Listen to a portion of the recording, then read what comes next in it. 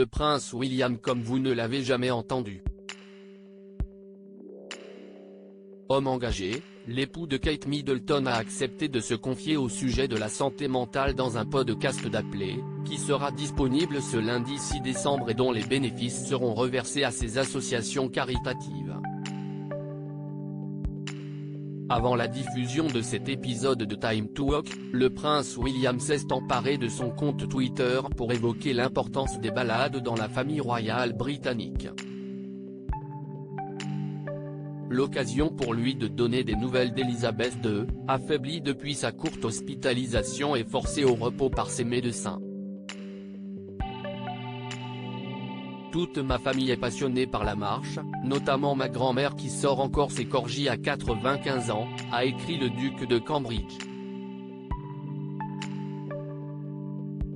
Malgré son mystérieux mal de dos, et si elle a dû lever le pied, Elisabeth II va donc bien mieux. Pour la monarque de 95 ans, les promenades avec ses chiens ont une importance fondamentale. Après la mort de son mari, le prince Philippe, s'y est d'ailleurs auprès de ses animaux de compagnie qu'elle a trouvé du réconfort. Une source du palais assurait en effet que les corgis étaient une distraction bienvenue pour Elisabeth II, et avaient pris une plus grande importance depuis la mort de son époux. Affaibli physiquement, s'y est donc une nouvelle fois grâce à ses chiens que Sa Majesté prend du bon temps comme l'a confié son petit-fils. Dans ce podcast, le prince William a également fait de tendres confidences au sujet de ses 3 enfants et des matinées sportives de la famille. La plupart des matins, il y a une bagarre intense entre Charlotte et George pour savoir quelle chanson est jouée, a plaisanté l'époux de Kate Middleton. Le prince William, ses étonnantes confidences sur ses goûts musicaux. Charlotte en particulier court dans la cuisine, dans sa robe et ses affaires de ballet.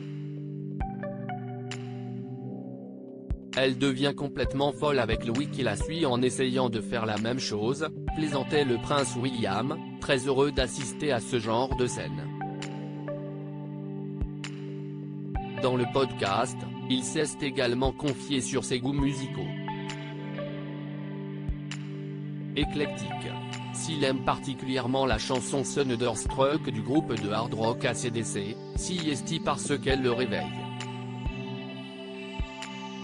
Il n'y a rien de mieux, un lundi matin, quand vous êtes un peu vaseux après le week-end dès que vous essayez de vous remettre dans le train-train de la semaine, s'est amusé le duc de Cambridge, qui apprécie également The Best de Tina Turner, titre que sa mère chantait à tue-tête pour détendre l'atmosphère en le ramenant, lui et son petit frère Harry, à leur pensionnat dans son enfance.